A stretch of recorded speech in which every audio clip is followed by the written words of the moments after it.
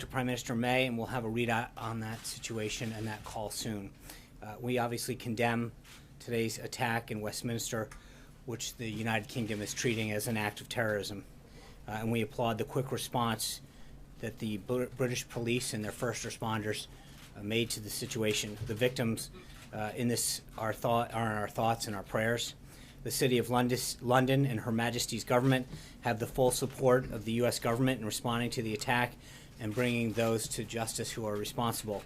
We will provide you with further updates as warranted, and as I mentioned, a readout of the President's call with the Prime Minister. Turning to the events of today, this morning the President received his daily intelligence briefing. He stopped by in the Women in Healthcare panel hosted by the Centers for Medicare and Medicaid Systems Administrator Seema Verma, and also that event was attended by the Vice President and the Health and Human Services Secretary, Dr. Tom Price. Healthcare professionals have seen the challenges of implementing Obamacare firsthand. They're a valuable asset to the President and his team as we continue to consider and enact policies like the American Health Care Act that will make healthcare more accessible and affordable for everyone. The women who were at the roundtable today represent the physicians, nurses, pharmacists, and administrators who make sure that people around the country receive the necessary preventative and life-saving care that they need every day. The doctors who attend to the patients in the family practices, emergency rooms, and clinics, and those who support them on the administrative and technical sides are one of our country's most treasured resources. With the passage of the American Health Care Act and the rest of the President's health care reform agenda, everyone, regardless of their financial situation, will be able to take full advantage of this resource. That's why at last count, over 40 major associations have expressed their support for the American Health Care Act, with several of them, including the U.S. Chamber, the National Federation of Independent Businesses, and just today, the National Taxpayers Union, calling it a key vote. Following his appearance at the panel, the President and his Legislative Affairs team hosted several members of the House of Representatives for another meeting on the American Health Care Act. The President acknowledged, as he has before, that the AHCA is only one step in the larger process of fixing the broken healthcare system created by Obamacare, but it's an essential first step. Undoing and fixing all of the misguided policies is going to require a holistic, multi-step process. And that's why the President and his team are fully committed to maintaining an open line of communication with Capitol Hill leadership throughout this entire process. Throughout the weeks since the ACH was first introduced, they have been meeting with Republican members from across the political spectrum, many of them who we've seen move from no to yes as they learn more about the legislation and amendments that have been adopted. Continued coordination between administrative and legislative actions will ensure that our new healthcare system is effective and efficient. This afternoon, the President will meet with the Congressional Black Caucus's Executive Committee. The President has brought in and will continue to hear from representatives of all interests as he continues to note that he is the President of all Americans. Diversity makes our nation strong, and it also means that we don't necessarily agree on every policy item, but that we continue to have a dialogue towards productive policies that help America move forward. The President looks forward to discussing the CBC's policy priorities and finding ways that they can work together where those priorities align. This evening, the President will have dinner with Secretary of State Tillerson.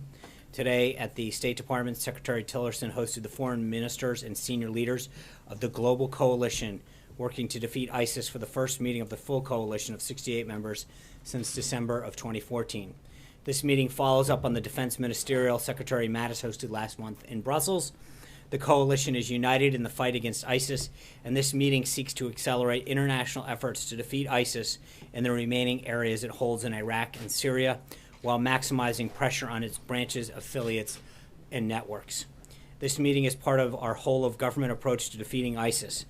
The Trump administration will use all of the tools of national power in coordination with our international powers to cut off ISIS's funding, expand intelligence sharing, and deny ISIS geographic and online safe havens. Also today over on the Hill, Judge Gorsuch, in his second day of questioning by the Senate Judiciary Committee, during his nearly 12 hours of questioning yesterday, now at least I know how someone else feels, the judge continued to prove himself an enormously qualified jurist that Americans will all be proud to see on the Supreme Court. It's not surprising that Senate Democrats are failing to gain traction for any of their pot shots and opposition to Judge Gorsuch. There's simply not enough politicizing in the Senate Democrats can do to hide the fact that Judge Gorsuch is an immensely qualified and thoughtful jurist with a lifelong dedication to our Constitution. A few administrative notes before I take your question. Last night, we formally announced that the President will travel to Brussels for the May 25th meeting of NATO heads of state and government. During this meeting, the President looks forward to reaffirming our commitment to NATO and discussing critical issues to the alliance, especially allied responsibility sharing and NATO's role against the fight against terrorism. The President will also host NATO Secretary General Stoltenberg to the White House on April 12th. Today, the President declared major disaster exists in the state of Wyoming and ordered federal assistance to supplement state, tribal, and local recovery efforts in the areas affected by a severe winter storm and straight-line winds that occurred in February. We also announced that the President will deliver this year's commencement address at Liberty University on May 13th. The President's proud to call Liberty's President, Jerry Falwell, his wife Becky, and their entire family as friends, and looks forward to celebrating the success of this amazing graduating class on such a momentous occasion. Finally, a few minutes ago, many of you may have seen that the chairman of the House Intelligence Committee, Devin Nunes, gave remarks on the surveillance collected on individuals associated with the President. Let me quote him directly. Quote, I recently confirmed that on numerous occasions, the intelligence community incidentally collected information about U.S. citizens involved in the Trump transition. Details about U.S. persons associated with the incoming administration, details with little or no apparent foreign intelligence value, were widely disseminated in the intelligence community reporting. And third, I have confirmed that additional names of Trump transition team members were unmasked. And fourth, and finally, I want to be clear, none of this surveillance was related to Russia or the investigation of Russian activities or the Trump team. My understanding is that Chairman Nunes is coming to the White House later to brief the President on this development, and we will have a readout for that meeting once it occurs. With that, I'd be glad to take your questions. Mara. Two questions, one on Nunes and then healthcare. Is your understanding that none of these unmasked names were leaked? I don't know. I literally read the statement, or heard the statement, came out and briefed it. It was wrapping up as we were beginning this. Okay. Today, in the pool spray, the President said, keep your doctor, keep your plan. Didn't work out that way. You didn't get your doctor, you don't get your plan. This is one of the reasons we have to repeal Obamacare. Is the President assuring people who currently like their plan or like their doctor that under the American Health Care Act they can keep their doctor and their plan? Well, that's the hope.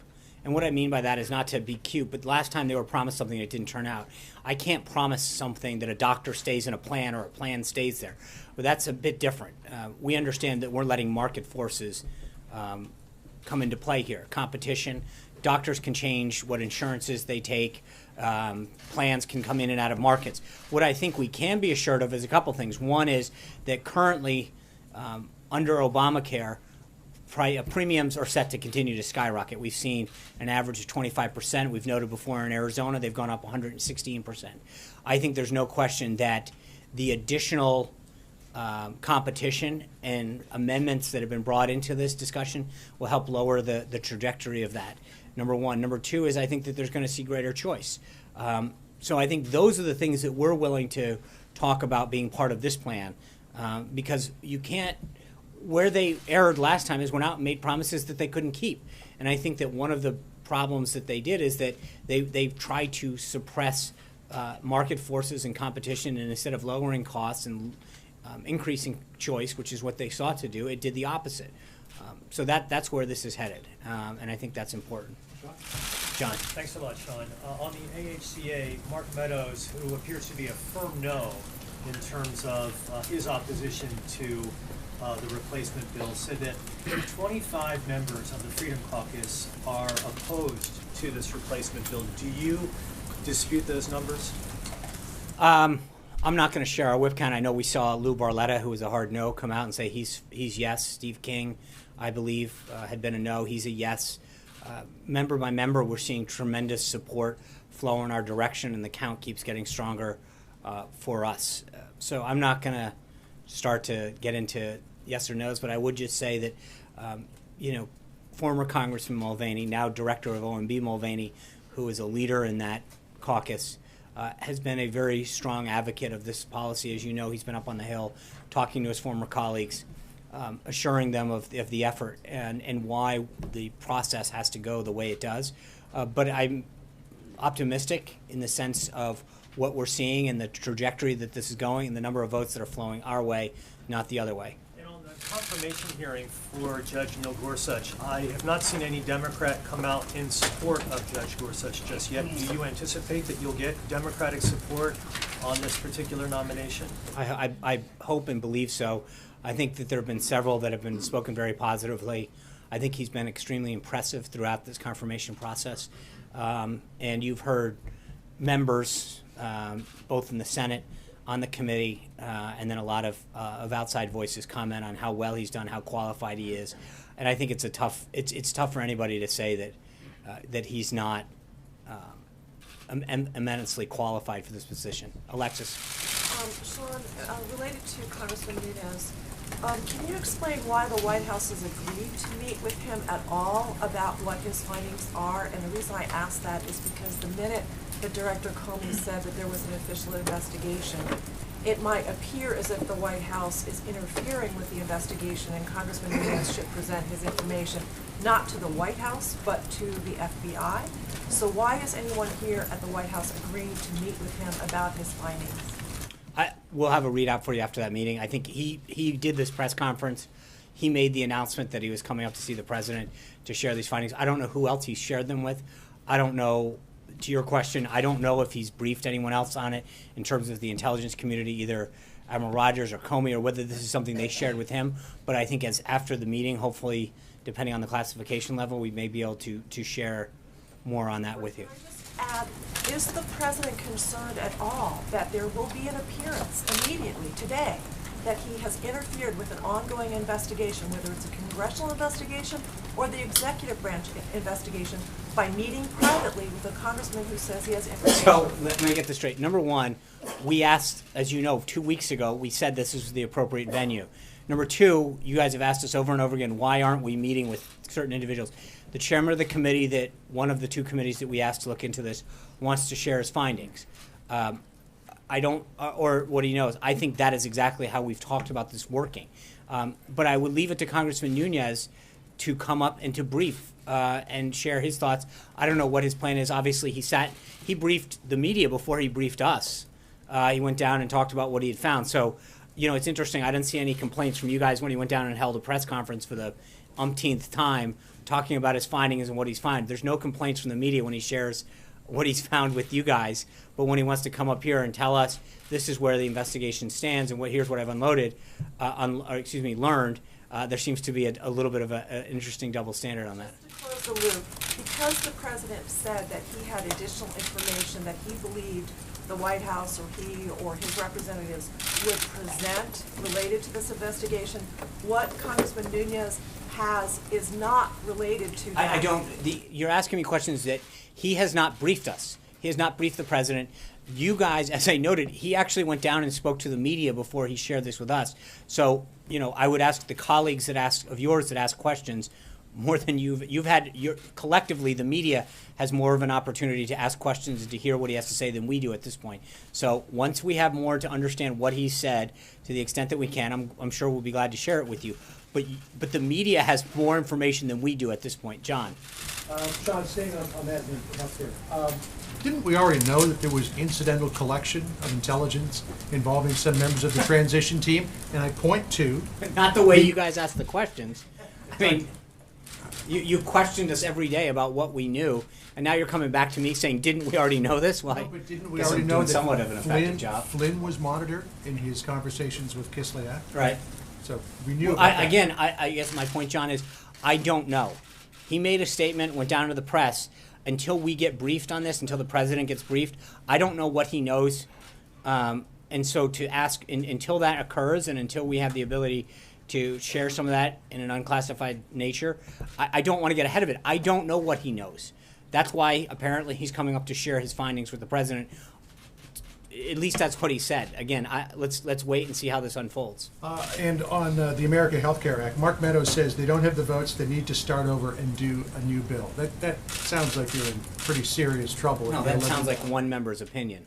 As I mentioned, who represents a large contingent of people. No, but again, I just named a few of the members that are part of that caucus that have come on board. I think that, look, every day you see more and more of those members from that caucus and throughout the entire conference expressed their support for the bill. The president was up yesterday for a while talking to them. We've had members in. The vice president's been actively engaged, Mick Mulvaney, Reince Priebus, Mark Short, and Rick Dearborn, who lead our Leg Affairs team. These guys have been flooding the Hill. They've been on the phone and having meetings with them. There's been a series of members up here all day. I think the trajectory is going very well for us. And Heritage Action says you can easily fix this bill simply by removing the regulatory framework, the tax credits, and all of that, and you'll get massive buy-in from conservatives. But can you do that? There's certain constraints that we have in the reconciliation process. And, you know, for those who are steeped in the arcane rules of the Senate, there's a thing called the Byrd Rule. And it does not allow policy to be created. It has to do with the budgetary nature of that vehicle to get that's sustainable at 50 votes. Right now, there are certain things that I think a lot of people would like, but that will not potentially get ruled in order by the Senate parliamentarian. So I understand what people want, but I think that we have created a vehicle to get this done. This is the only way that we will repeal and replace Obamacare. And again, I think people have to recognize that there is a three-step process to doing this. This is exactly how the Democrats enacted it, and this is exactly how we will unwind it and implement a much better system.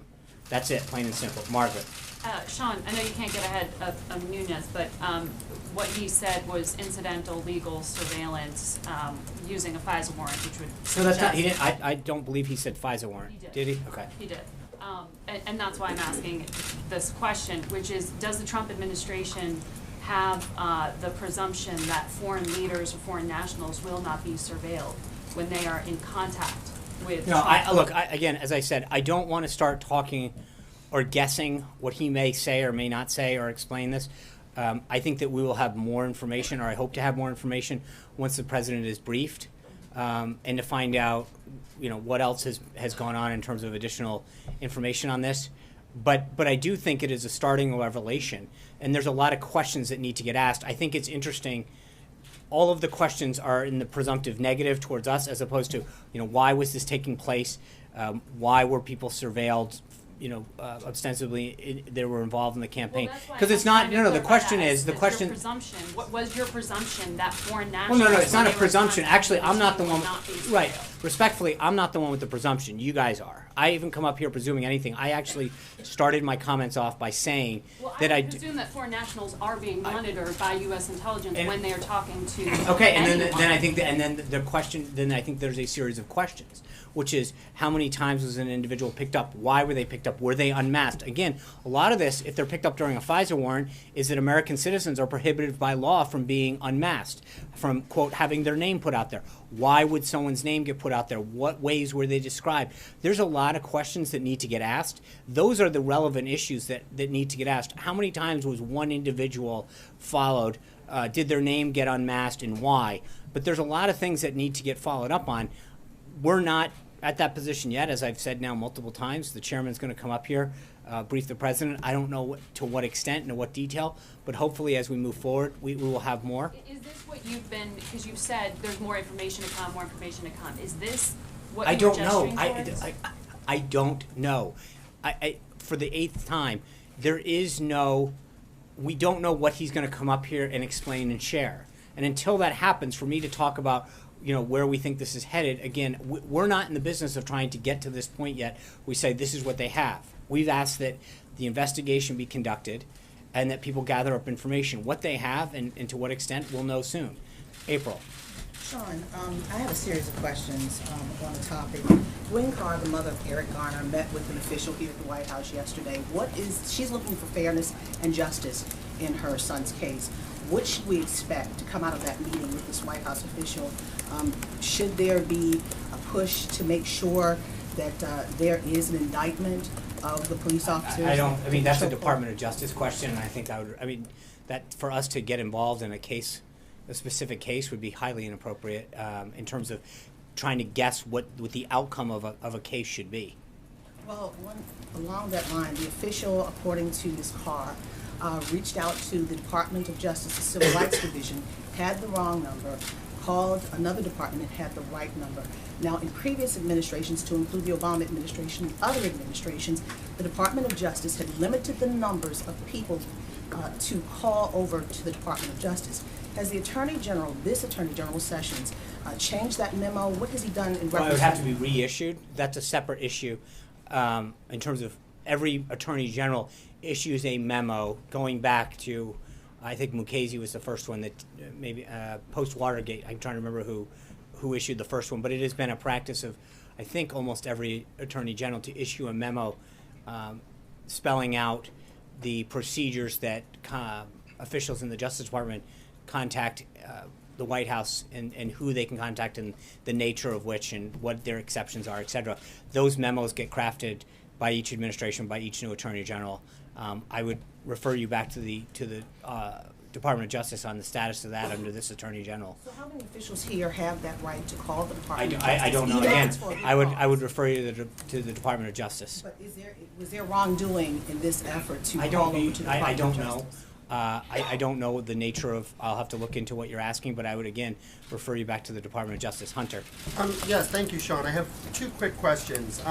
Last November, President Trump dismissed reports he was trying to obtain security clearances for his children as, quote, a typically false news story. Now there are reports Ivanka Trump is indeed attempting to obtain a clearance. What changed there? Well, at the time, it was not true. I mean, she wasn't obtaining a security clearance, so it was not accurate then. There was no. I think we addressed it during the transition. An official had actually just inquired. There was no actual attempt at the time. The official in question was removed from the transition team. They had merely made an inquiry into what it would take to get an SF-86 process moving forward. No paperwork was ever drawn, no account was open, and that official was let go. At this time, as I mentioned yesterday, Ivanka has decided to go above and beyond and act in certain ways to ensure that she complies with certain rules by maintaining the Federal Records Act, getting a security clearance so that if she is privy to any information that is classified, she has to abide by the same rules and regulations in terms of being in a room and how it's handled, et cetera. We've taken appropriate measures to do that. I mentioned the statement yesterday, and we'll stick by it. And a second question on Paul Yeah. Manafort. Yeah. The Associated Press has published a report based on documents that he had a plan to, quote unquote, benefit Vladimir Putin for a client. And with him back in the headlines, I'm just wondering if you still stand by the comment that he had a, quote unquote, limited role in the campaign. And if you could explain a little bit more about how spending months as the campaign's top official is a limited role. Yeah, thank you.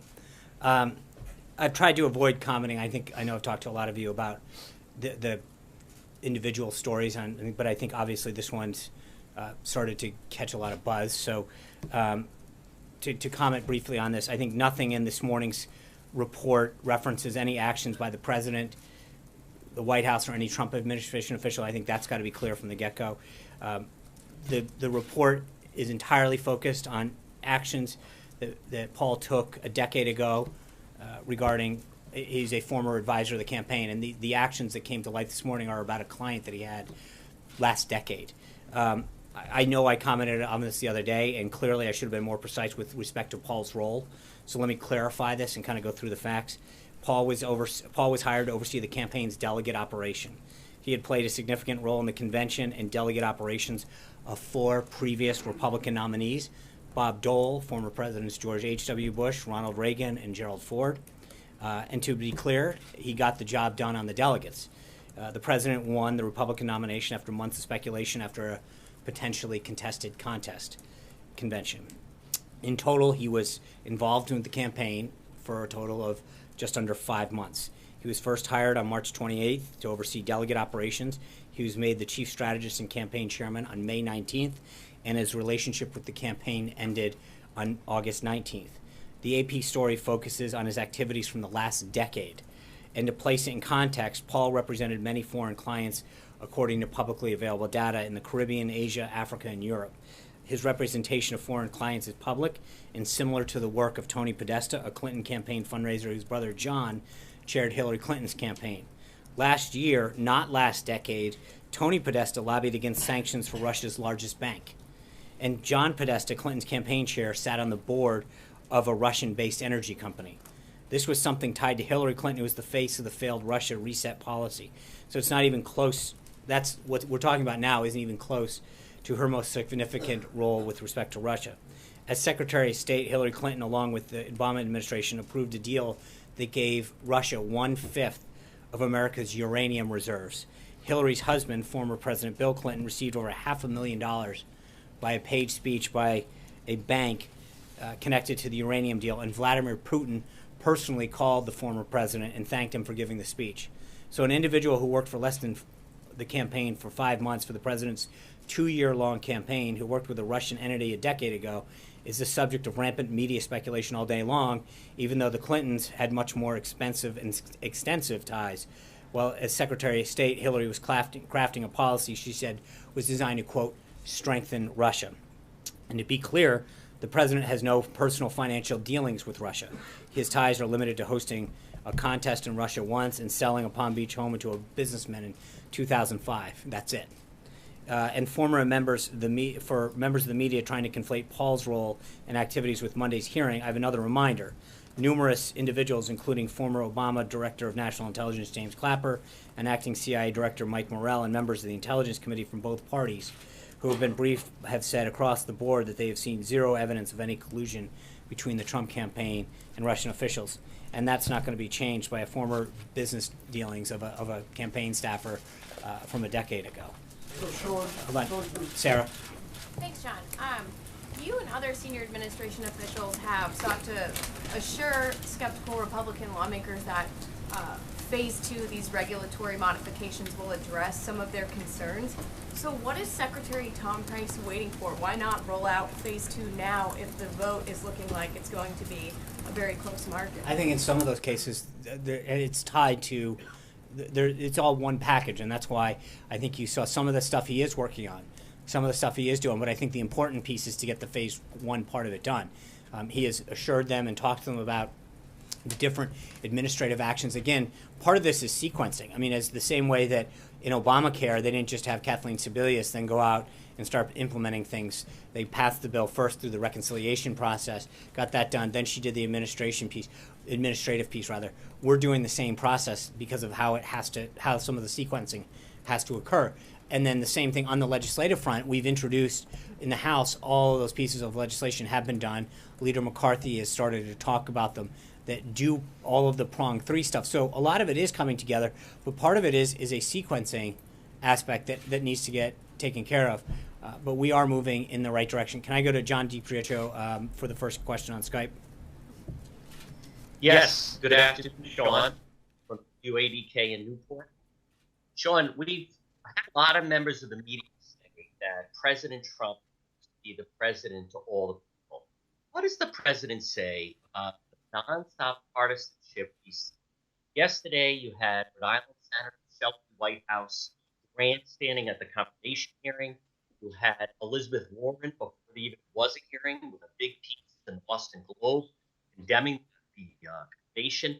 You had Rhode Island Governor Gina Raimondo boycott the inauguration while she continues to fundraise around the country. What does the president say to frustrated Trump supporters who don't feel they're getting proper representation on the local level and in Congress? Well, I mean, I think with respect to Judge Gorsuch, which is, I think, what you're pretty clear that's where you're headed on this. Yes. Thank you. I mean, we've gotten, when you look at the praise, I mean, obviously, I'd love for it to be universal. And while we've gotten bipartisan praise from pundits and former law clerks of both parties, high number of jurists and former, people, legal scholars, members of Congress, we're not going to win everybody. And I think that Democrats have tried to score some points on the committee. They've largely fallen by the wayside. We've seen very high praise for him. So I would just suggest that anybody who's got a problem with him, I'd love to hear it, because so far most of the issue, no one seems to have a problem with his academic credentials, his record, or anything else. So I just, I'm pretty buoyed by a lot of what we've seen come out of Capitol Hill with respect to him. Blake. Sean, thanks. If you take the House Freedom Caucus at their word, Mark Meadows at their word, there are at least 24 or so who are no's.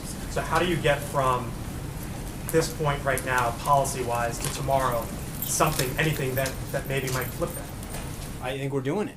I mean, we piece by piece, member by member, we're getting there, and we're getting much closer. The last couple days, we've continued to do that, but then today alone, I mentioned a couple of the other members. Slowly but surely, we're getting there, and I feel confident that when the vote comes up, we'll have the votes. And let me ask you today, Patrick McHenry, Congressman, Deputy Whip, described the president as members of Congress were coming in here to the White House as the closer. Do you embrace He that is the label? closer. Do you embrace that label here as it relates to healthcare? Absolutely, Aisha. You just said that you're confident that the healthcare bill will pass tomorrow. I wanted to get a sense of how confident you are. I don't know if you want to rate it, put a percentage on it. Like, how confident are you that the bill will pass? And if it doesn't pass, is there a plan B? Like, No, if there's no plan. I mean, there's plan A and plan A. We're going to get this done. And so you're confident, 100% confident? We're going to get it done.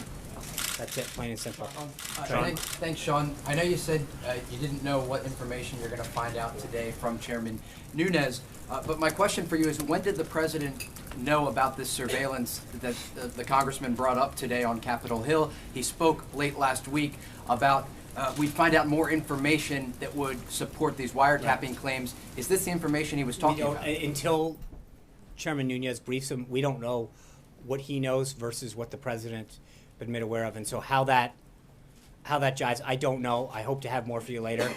And a quick follow-up on healthcare. Just a quick follow-up on Aisha. Does the president believe the healthcare bill will pass the House tomorrow? Yes, Jonathan. Two questions on Paul Manafort. Did the president know that he had worked to advance Putin's interests previous to becoming the campaign chairman? No, I don't think the president was not aware of Paul's clients from last decade. But no. Is that a problem? Like, now that all this is coming out, and No, there is but a lot of what is scrutiny- coming up? What else don't we know? I mean, where he went to school, what grades he got, who he played with in the sandbox. We didn't know I mean, that Michael Flynn was okay. appointed. Thanks, Peter. I'm having an answering question. all part of the conversation. No, you're not actually. The answer to your question is, I think to talk about someone having a client from 10 years ago that had a consulting company with clients from around the world. Got paid millions of dollars to advance Putin's interests. I mean, I don't know what he got paid to. If you listen to what Paul, the documents hold say. on, I understand it. I'm going to answer your question if you give me a second.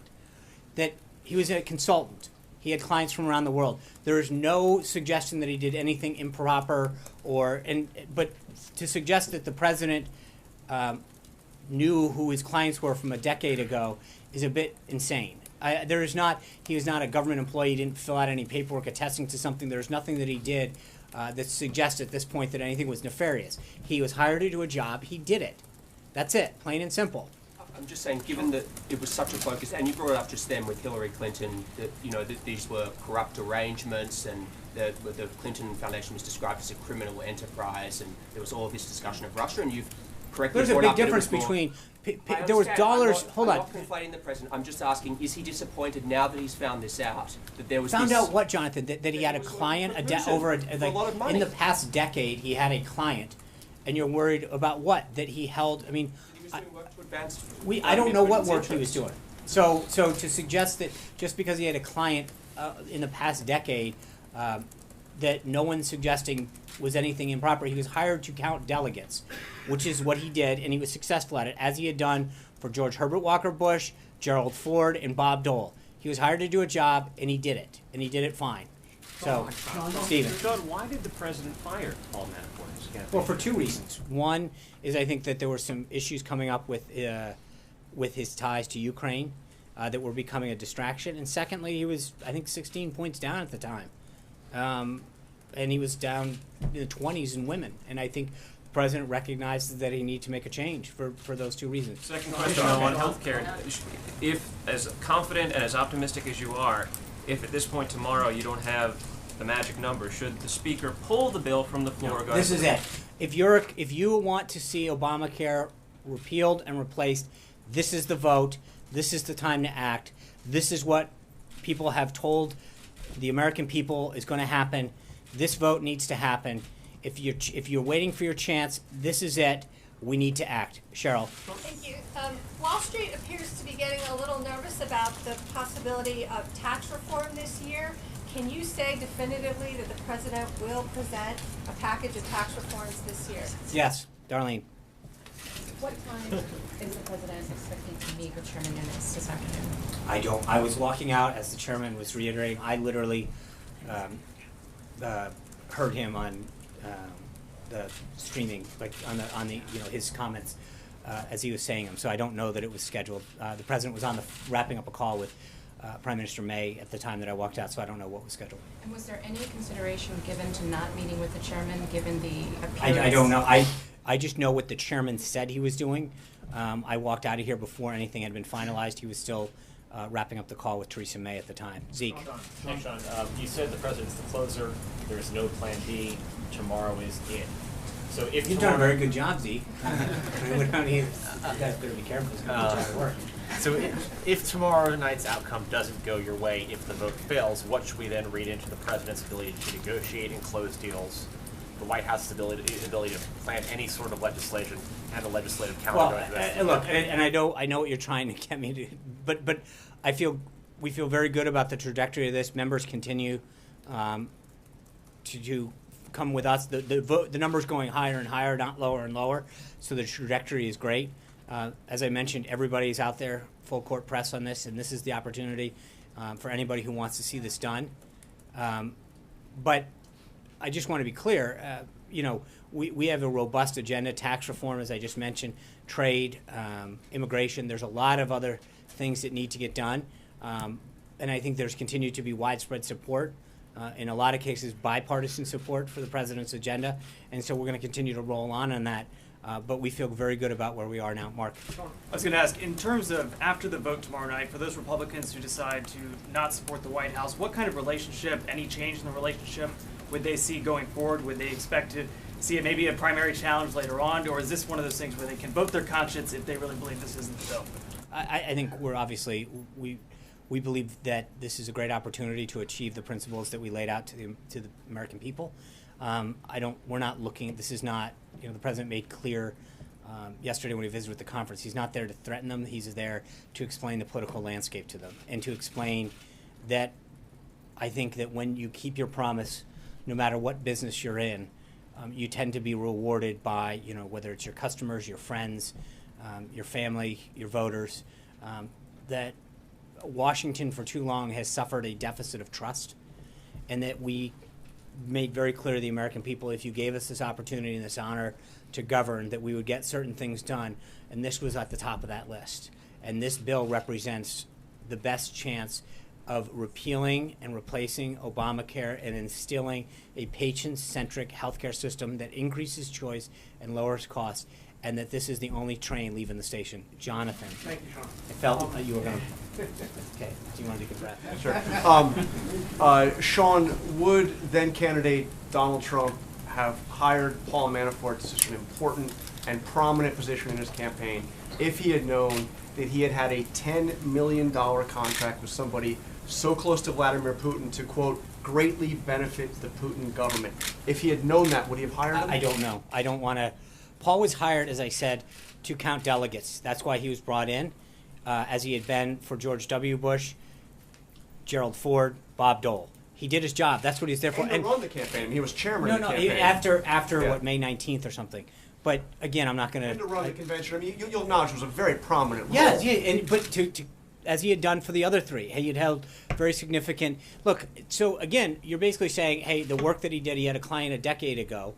Would he have? I don't know the answer to that. $10 million to promote the interests of Vladimir Putin. I don't. The answer to your question, I don't know. To look back right now and to say, if we knew now what we know then, would we have done things different? I don't know. That's a question that the president would have to weigh at the time. But he definitely didn't know. No. You're saying he didn't know. No, he did not know. Of course not. To suggest that, that's like you can think about how many people are involved in a campaign of some sort. And granted, in this campaign, it was run lean and mean. But to suggest that everybody knew everybody's background, did they pay their taxes? How much did they pay? What deductions did they take? Who did they work for in the price? He disclosed that? I mean, he didn't disclosed work for what? He did done work work on behalf of an adversary of the United States. Again, I'm not here to vouch for what he did or how. I don't know. But I'm just. I don't want to know, wouldn't he? Maybe not. I don't know what the circumstances were at the time, and I don't know what exactly worked. So for me to start to infer that what he did or did not do was anything improper is not appropriate at this time. I don't know what work he did. I know what he was hired to do, and he did his job. Shane. I want to ask Sean? about Paul Manafort here too. You're Okay. saying he wasn't. Are you saying he wasn't disappointed to learn in the last 24 hours? I don't know. I haven't asked the. Work for Vladimir Putin? I don't know. No, because again, you're. I don't know because the story that came out this morning said that he had this client. Paul's put out a statement that suggests this is what he did. This is how he handled it. And you've all read the same. We have not spent a ton of time going to investigate what he did for that client a decade ago. I really have not discussed the president's with everything. I know what he's made very clear. He hired him to do a job. He did the job well. He got him over the finish line. On August 19th, he was let go of the campaign for the reasons that I mentioned. Can you say if Paul Manafort played any role with the hiring of any people in the federal government after the election? Not to my knowledge at all. John. Thank you, Sean. Going back to the American Health Care Act, there was always nervousness that moving too quickly on it would leave some very dangerous points in the details. Several publications, including Sarah's, reported today that as a result of a change of a few words, veterans who benefited from a program called Veterans Affairs or had the option of getting tax credits would now get neither under the new legislation, and that 7 million veterans would be cost health care. Is the administration following this and is urging Congress to do anything about it? Most veterans get their health care either through TRICARE or through Medicare if they're over 65 or a combination thereof. Correct? And this is, well, but there's two programs. One is the Veterans Affairs program, and the other is the option, this is under the current law, to have tax credits. And my understanding, again, from Sarah's publication this morning and several others, is that 7 million veterans could possibly lose both under this program. Yeah, I'd have to follow up with you. I'm not aware of any modifications to TRICARE in particular that would have that effect. So, Kristen. Sean, thanks. On Monday, the president accused former President Obama and Democrats of rushing through the health care law, jamming it through, when in fact they actually debated it for about a year. This health care law was rolled out about 15 days ago. So don't you run the risk of rushing this through, of not giving it enough time for public debate? I think Republicans have talked about repealing and replacing Obamacare since 2010. We've campaigned on it in every election since. The principles that are in a lot of these have been very public for a long time. And you just rolled out the specifics, Sean. You just rolled out and the it's gone actual through 3 plan. committees, 2 of which had unanimous Republican support. The other, I understand that, but we're working through the process. This was something the president campaigned on, told the American people it would be his top priority. Republicans who ran for the House and Senate said that it would be a top priority. It's something that they've talked about for 7 years, Kristen. So to suggest that we're rushing anything, I think we've done this very, very, very deliberately and very responsibly to make sure that people could read it. So again, with all due respect to the folks who tackled this in the past, we actually put the bill online, let everyone in the entire world read it, didn't jam it through, and to quote former Speaker Pelosi, say, if you want to read the bill, wait till we pass it. We actually let the American people in the entire world read what was in it, watch the process occur, and I think that is a much more open and transparent process. Let me just ask you a quick question about the terror attack. You said that the president's been briefed. He also spoke with Prime Minister Theresa May. Can you give us any more information about who may have been behind it?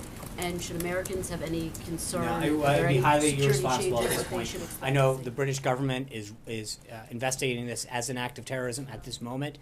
So for me to sort of get out and ahead of, I know our Homeland Security team and our National Security team are in contact with them. Secretary Tillerson's issued a statement, as has Homeland Security Secretary Kelly. So we are continuing to monitor the situation. We're in touch with officials in the British government. As I mentioned, as I was walking out here, the president was finishing up a call with Prime Minister May, and so we'll try to have an additional readout to you to the extent that that's possible. But we're going to provide the assistance we can to the British government to help get to the bottom of this. At this time, it would be highly irresponsible for us to get out in front of British officials. Charlie. You mentioned that there is no Plan B, that Plan A is the only vehicle, the only train leaving the station, I believe you said. Does that mean that if the plan fails, if the bill fails, will the president move on to other issues he's concerned about, like trade, and leave Obamacare in place? And if so, how long is he comfortable with leaving it in place? Well, as I mentioned, I mean, we're not going to leave it in place because we're going to repeal and replace it tomorrow, move it through the Senate, and the president will sign the bill. We continue to see the enthusiasm and momentum come into our direction. So I'm not looking, as I mentioned, we're not looking at a Plan B.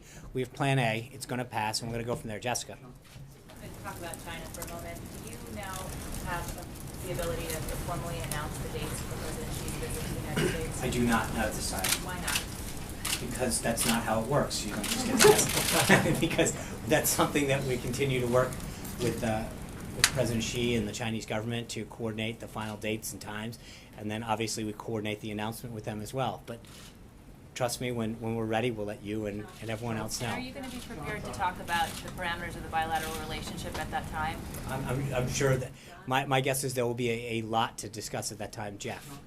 John, has the president asked the FBI director or the NSA or any other agencies involved to come here to the White House and brief him on this new information, or is it just the intel chair? And if so, why not? Well, Jeff, it just happened. So it's a silly question to ask me literally as I'm walking out here when the chairman was wrapping up an event saying that he is announcing that he's coming down here. It's not like we picked up the phone and then called everyone else. The first step is to actually hear what he has to say and to find out who else he's briefed, where he's got that information from, and then we'll take the next steps going forward. Is this the first of several meetings? So do you I don't know. It's literally just happened as I was walking out here. So to suggest that other steps have occurred until that briefing occurs, we'll see what this leads to. I don't know. Cecilia. What's the state of his credibility tonight? The Wall Street Journal, which has been very supportive of his candidacy and agenda, simply raised the question that he is not doing very well, and they said he could be on the verge of being a fake president. What do you believe the state of his credibility is as we sit here today in week 9? I think the president has made several promises to the American people, and he's kept them. He appointed Neil Gorsuch as the judge, which was one of 20 people on a list. He withdrew from the Trans-Pacific Partnership. He established a 5-year lobbying ban and a foreign ban on Lifetime, which is all what he said he was going to do. He said he was going to cut regulations, and he did that. He said he was going to start to bring back jobs. He did that.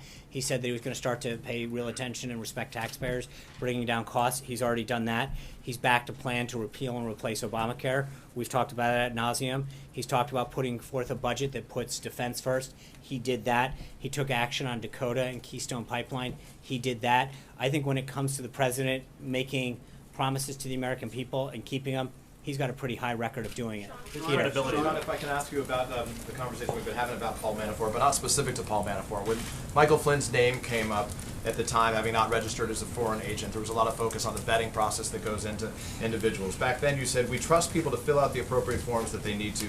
He has been referring to the president, he has been very committed to making sure we institute high standards here and we're held to them. So given your words, is it sufficient to trust the information that the people you hire give you, and can you say with certainty right now that there isn't anybody else that's working in the interests of another foreign government working for this government right now? It's a good question, Peter, because there's a big difference between working for a campaign or an entity where there's no forms to fill out. When you work for the United States government, especially here in the White House, you fill out a security clearance form, you fill out an employment form that asks certain questions under the penalty of law. Those questions, hold on. Flynn still got through, I guess. No, well, but again, he filled out forms under the penalty of law. I don't know what was on his forms or what not was on his forms.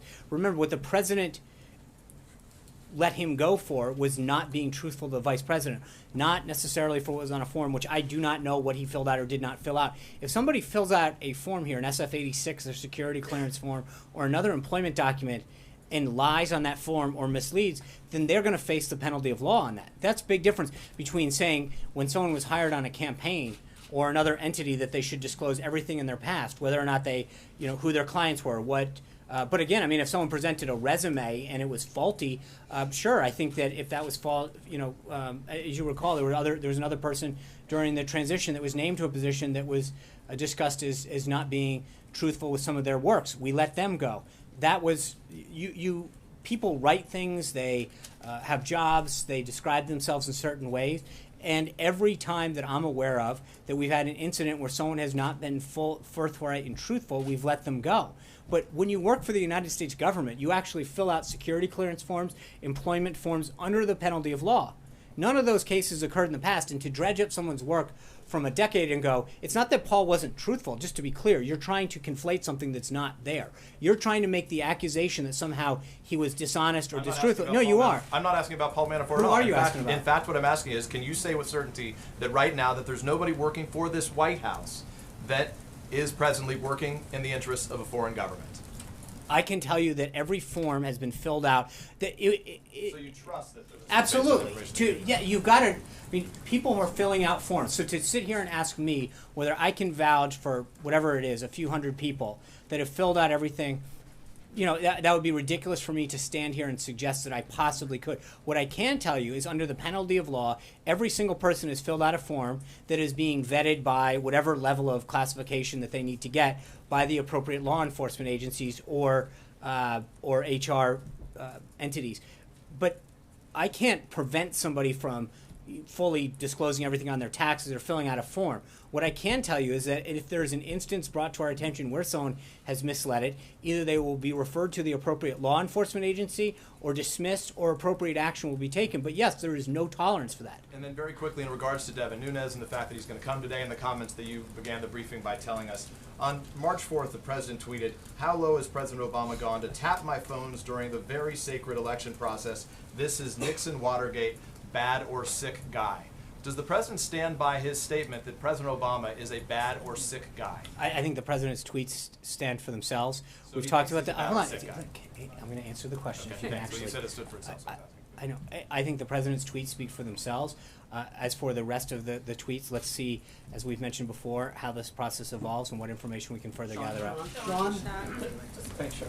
On the executive order on energy independence, that's been delayed for several weeks now. Can you Hold on. How do you? Why would it be delayed? You never announced something. Well, your office said that it was going to be released several weeks ago. It wasn't, and then there were reports consequently that said it would be released, and it hasn't been. So can you give us? I don't. With all due respect, I don't believe I ever announced that that was scheduled to come out. Okay. Can you tell us when it will be released? No. And can you and also In it addresses the Clean Power Plan, which is the Obama-era climate change regulation. And there is apparently no replacement opportunity in that executive order. I'm going to cut you off here. We've discussed executive orders in the past. I've told before, until they're ready to be announced, I don't comment on the scheduling or the policy question. I know it is, but you're asking me the contents of it. It's not a policy question. No, this is. I just haven't been able to finish my Okay. question. Thank you. So apparently there's no replacement for it. That is the answer to a Supreme Court ruling in 2007. Does the administration feel that it is legally bound to regulate greenhouse gases? Let's wait and see what the executive order says or doesn't say. I don't want to get into. I understand the question. I'm not getting ahead of this at this point. Sean, will President Trump hold a news conference on the attack, and also on his upcoming travel? Do you have any guidance on other rallies that he may have? Because that's where he sends his message out to the American people, including social media. He sends his message out in a lot of ways. I would, if there are rallies, then I would refer you to the campaign website to get updates there. As for future press conferences, stay tuned on when the next one's going to be. Sean, when you learn that the members of the president's team may have been in contact with someone who the intelligence community and a federal judge has deemed to be a little bit dodgy, does that give you any pause at all? Who are you referring to? The people who are subject to the FISA order. So I'm sorry, can you rephrase the question? It's a reference to Nunes. Members of the president's team, whether it's the transition or the campaign, are said to have been in contact, been picked up by when they were in contact with someone who was the subject of a FISA order. Does that give you any pause at all? I don't know. Given the things that you haven't known before about Manafort and Flynn, etc. Not until we know further details. I think to get ahead of what we suggest, what we know. Until we know what the chairman's going to brief him on. For me to suggest what he is going to reveal to him about whom and when and how would be inappropriate at this point to comment on. I'm going to go to Elizabeth Crisp out of Baton Rouge, Louisiana. Hi, Sean. Thanks. Last year, Louisiana suffered one of the worst flooding disasters in our nation's history. Today, thousands of people remain displaced and communities are struggling to rebuild. With support from the Obama administration, the state received about $1.6 billion in flood assistance through the CDBG program. The state's seeking $2 billion more federal aid, and our governor has asked for President Trump's support. So my question is twofold. What is the Trump administration's position exactly on the federal government's role in long-term disaster recovery efforts? And also, can Louisiana count on this administration's support for additional flood recovery assistance? Thanks, Elizabeth. I believe the process works such that the governor makes a request to FEMA. FEMA then puts it through the process. I'm not aware of what the request is or where it stands in the process, and I'd refer you back to FEMA on that. This is actually this is aid separate from FEMA. Okay. It's the long-term part. Okay, so I know that the budget that was just presented allows for substantial funding for humanitarian assistance, including disaster, refugee program funding in priority areas. I think at this point the budget process has just kicked off, and we will now begin the process of working with Congress on watching them draft a budget and talk about our priorities and where they go forward. The president will have a full budget out in May. And so that would be an appropriate time to do that. But I would refer you back to the governor at this point and figure out where that stands in the process. Cecilia? Can you say today with certainty that Paul Manafort never tried to pressure or encourage the campaign to take on a more pro-Russia position on any issues? Not that I'm aware of. I can't. But there's nothing that suggests that was the case. And on Nunes, from what you know about what he has said so far, is the White House viewing this in any way as vindication on the president's wiretapping tweets? I would refer you to his comments specifically. Until we know what he's going to brief the president on, I don't want to have to get ahead of this. I think, obviously, the suggestion that he made that people were what they call unmasked, meaning that an American citizen who's caught up in a surveillance has, by rule of law, has their name protected. The idea that individuals' names were unmasked and let known raises serious questions. Why was that name unmasked? What was the intention of doing that? There's a lot of questions that I think his statement raises, and I hope that we can continue to get to the bottom of. But right now, we're not there yet. I think that there are a series of questions that need to get answered as to what happened, why it happened, and hopefully we will be able to share more with you going forward. Todd? Thanks, Sean. On the border wall, the president's budget blueprint calls for a couple of dozen lawyers who are going to be dedicated to acquiring land. And I think people are wondering just how aggressive the eminent domain effort is going to be and how that squares with respect for private property rights. As I recall, during the Bush administration, similar efforts were undertaken to secure the appropriate property that would be where a fence or a wall, in this case, would be. So this is nothing new. This is the government doing what it has to do to protect its borders. I think there's nobody in America, and I dare say the world, that didn't believe that the president was committed to building a wall. And I think that we're going to take the steps necessary to fulfill that promise to make sure that we have to. So I know that the steps are starting to take, both in terms of the funding and the administrative steps, to see the president's vision fulfilled on this pledge that he made to the American people, and we'll go from there. Is there any update on how the wall will be financed? I think both the 2017 supplemental has some initial funding in it. The 2018 budget does, and has But two. that's general I revenue. I'm talking understand. about where the money will come Right, from. and I think that we're going to continue to do it. Right now, the initial funding that was put in place will allow it to begin. The president's made very clear that using existing resources, we'd go forward. There'll be continuing discussions about the financing of the wall, both in terms of how we will pay for it and who will be the source of that payment. Has he given up on Mexico paying? No, not at all.